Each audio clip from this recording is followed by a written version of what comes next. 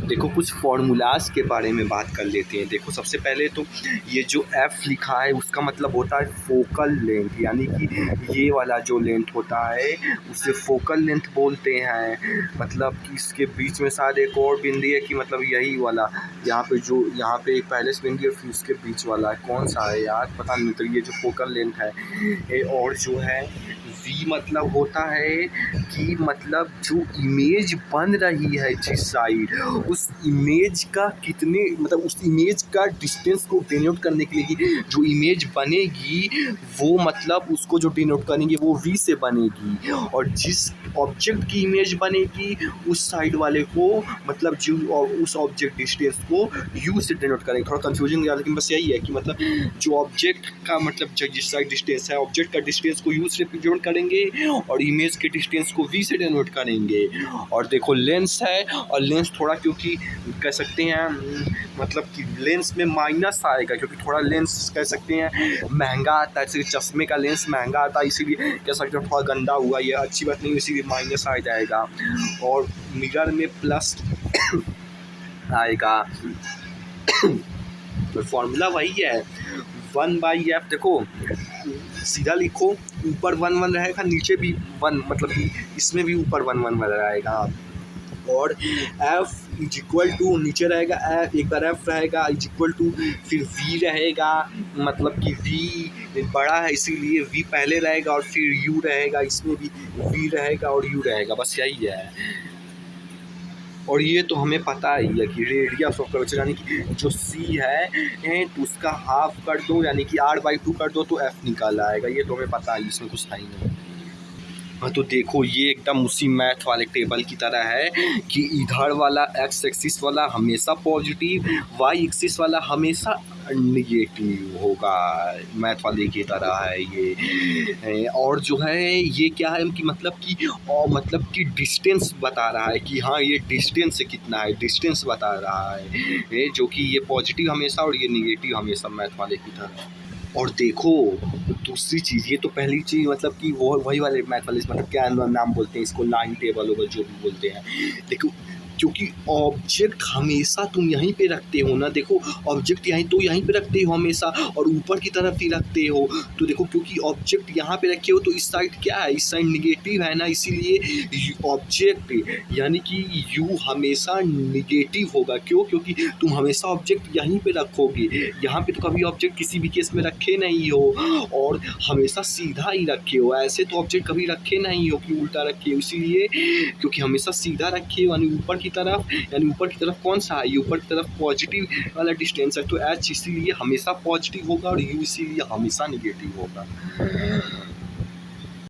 और देखो जैसा कि ये थोड़ा डाउट में बोले थे कि मतलब ये मतलब कौन सा, देखो ये वही है कि रेडियस का भी जो आधा रेडियस होता है वो होता है मतलब फोकल लेंथ, वही होता है रेडियस का भी आधा, मतलब रेडियस तो सेंटर ऑफ कर्वेचर होता है। तो बस यही था डाउट क्लियर कर थी। अब देखो यहाँ पे जो तीसरी चीज़ थी वो देखो, पहली चीज़ तो ये थी इधर भी पॉजिटिव इधर भी पॉजिटिव, वो नंबर लाइन के हिसाब से इधर भी निगेटिव इधर भी negative, axis positive Y axis negative. और क्योंकि ऑब्जेक्ट हमेशा यहाँ पे लगते हैं तो उसके अकॉर्डिंग और यू ऑब्जेक्ट को निगेटिव लेंगे क्योंकि निगेटिव के साइड है, और क्योंकि ऑब्जेक्ट हमेशा ऊपर लेते हैं नीचे नहीं इसीलिए पॉजिटिव होगा। तो तीसरी चीज़ ये है कि अगर कॉनकेव लेंस या मिरर है, लेंस भी मिरर भी अगर कॉनकेव है तो देखो मतलब क्या होता है कि अब उस केस में मतलब ये जैसे फोकल हो गया या फोकल लेंथ या तो रेडियस क्या लोगे, पॉजिटिव निगेटिव क्या लोगे, वो कैसे पता चलेगा। देखो अगर कॉनकेव है तो सबसे पहले तो कॉन्सेप्ट समझो, कॉनकेव है तो इस तरीके से होगा। तो अगर इसका मतलब ये पूरा अगर सर्कल बनाओगे तो ये तो मतलब इस तरीके से इस साइड की तरफ आ रहे हैं ना, पूरा सर्कल बना रहे हो तो इस साइड क्या है निगेटिव है ना, इसीलिए ये निगेटिव आएगा हमेशा। और वहीं पे कॉन्वेक्स इस तरीके से होता है, वो केव की तरीके से होता है ना, और ये कॉन्वेक्स जो है इस तरीके से मतलब कि होता है ये कि ये देखो ये इधर है इधर केव नहीं है तो ये इस तरीके से होता है। तो इसको इस तरीके से बनाओगे तो अब ये मतलब ये इस तरीके से बना है तो इधर क्या है, इधर पॉजिटिव है तो इसीलिए ये पॉजिटिव होगा। समझ रहे हो ना, सर्कल बनाओ पूरा, ये सर्कल बनाए हो तो ये इस तरह इधर की साइड आ रहा है तो फोकस लेंथ और मतलब कि रेडियस निगेटिव लेंगे और इसमें पॉजिटिव लेंगे क्योंकि इस वाले में उधर की तरफ बनाए उधर वाले की तरफ पॉजिटिव, बस समझ गए। तो इसीलिए कॉनकेव लेंस में हमेशा निगेटिव लेंगे इसीलिए, और कॉन्वेक्स में पॉजिटिव लेंगे। देखो इतना मतलब बस उसको तुम रटो नहीं, समझी के बना लो कि अगर कॉनकेव है तो इधर बनाए तो इस साइड बना तो मतलब कि नेगेटिव आएगा, और कॉन्वेक्स है तो इस साइड बना यानी कि वो तो आएगा पॉजिटिव आएगा। अब देखो मैग्निफिकेशन, देखो मैग्निफिकेशन मतलब क्या हुआ कि मतलब हमारा जो एक्चुअल इमेज है वो कितना मैग्नीफाइड या क्या कह सकते हैं, कितना बड़ा या तो छोटा कह सकते हैं, छोटा मुझे नहीं बड़ा ही मतलब है ये कितना मैग्नीफाइड, कितना बड़ा छोटा हो के वो दिख रहा है, यही मैग्निफिकेशन है। तो इसका फॉर्मूला क्या होगा, m is equal to H dash by H. m मतलब मैग्नीफाइड की कितना मैग्नीफाइड होगा वो निकालने के, बड़ा की कितना है छोटा कितना है, तो उसके लिए देखो एच डैश। देखो ये हमारा एक्चुअल इमेज जो मतलब रखे थे ऑब्जेक्ट वो एच था। अब जो तो और जो उसका इमेज बनेगा उसको हम एच डैश बोलेंगे। ये जो नीचे के साइड इमेज मतलब ये जो बनेगा तो ऊपर वाला पे एच डैश है यानी कि ये हमारा जो इमेज बनेगा वो वाला है, और नीचे के साइड एच है ये वाला जो हमारा एक्चुअल इमेज है।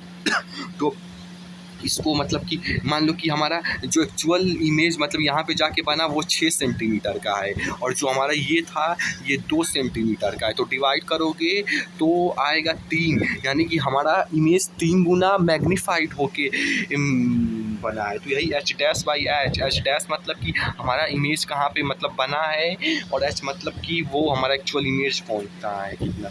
तो देखो ये एच डैश वाला तो मिरर और लेंस दोनों के लिए कॉमन होगा अगर एच डैश से लिखोगे, लेकिन अगर वी और यू दिया है तो उस केस में मिरर और लेंस में बस एक डिफरेंस आएगा कि मिरर वाले में यहाँ पे माइनस आ जाएगा। देखो पिछले वाले केस में जो हम अभी मिरर फार्मूला वार्मूला कुछ पढ़ रहे थे उसमें कंफ्यूज मत होना, इसमें यहाँ लेंस में माइनस आया था, याद रख लेना जैसे भी रखना होगा, और यहाँ पे जो है मिरर में माइनस आया है। तो अगर मिरर में लिखा होगा तो माइनस वी बाई यू और लेंस में लिखा होगा प्लस यू बाई यू। देखो ट्रिक भी हम अभी बता सकते हैं ऑन स्पॉट बता के, लेकिन ट्रिक से चीज़ें इसलिए नहीं आपको लंबे समय तक याद रखी जाती होती है क्योंकि आप ट्रिक से याद करते हो, तो ट्रिक से नहीं याद होता है, कुछ केसेस में बस होता है, इसलिए समझने से बस वो याद होता है। हाँ तो देखो ये मैग्निफिकेशन का मतलब क्या होगा, देखो आंसर जो आएगा वो m is equal two plus भी आ सकता है माइनस भी आ सकता है, और नंबर तो आएगा ही। तो ये प्लस माइनस जो है साइन जो है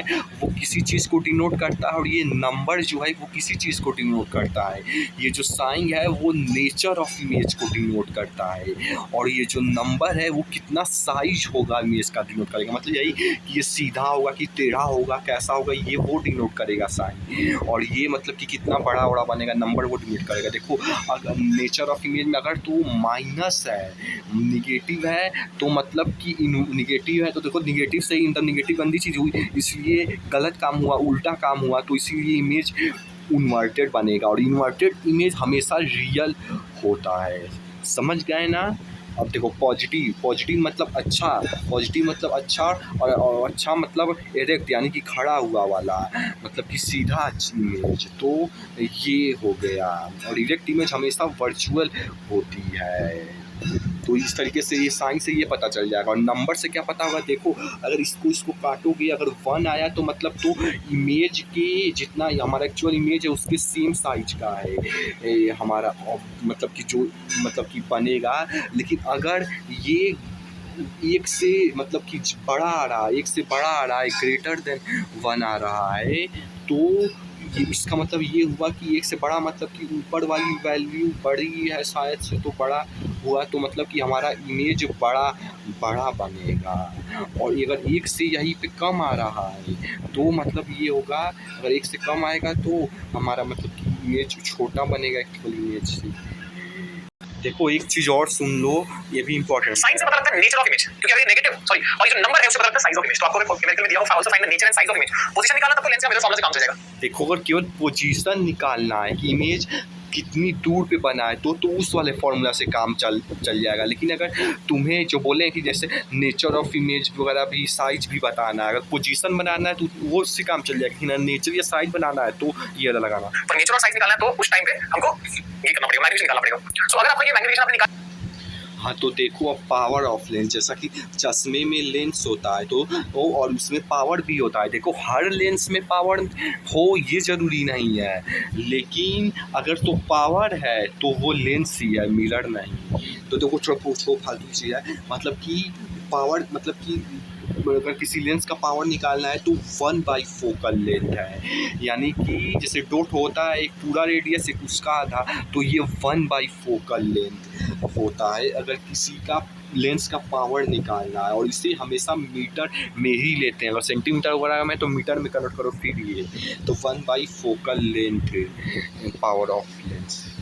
देखो हमारा यही वाला पार्ट थोड़ा पीछे देखना रह गया था, लेकिन देखो उसमें कुछ देखना नहीं, ऊपर से भी समझ जाओगे। देखो N21 जैसा हमने पढ़ा था, sine I by sine R is equal to N21 पढ़ा थे ना, sine I by sine R N is equal to N21।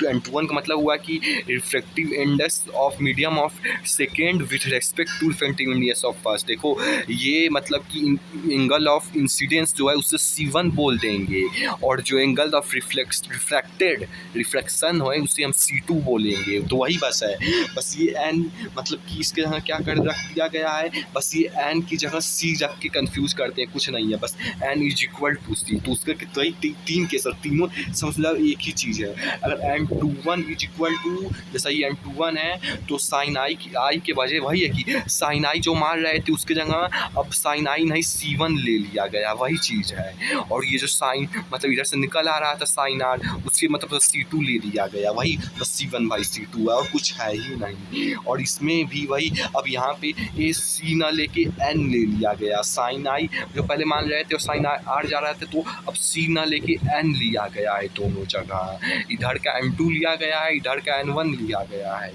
बस वही चीज़ है।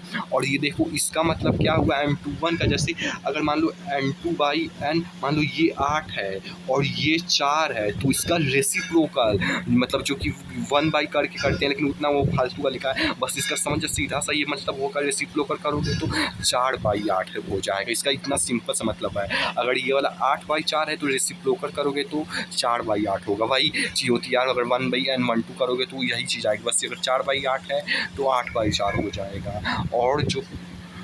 और ये वाला फॉर्मूला तो बताया ही है कि अगर N13 है तो पहले वाले केस में पहला वाला में रखो और दूसरा वाला दूसरे में रखो, और बीच वाला जो कॉमन है वो बीच में रखो 2, तो N12 इंटू N13।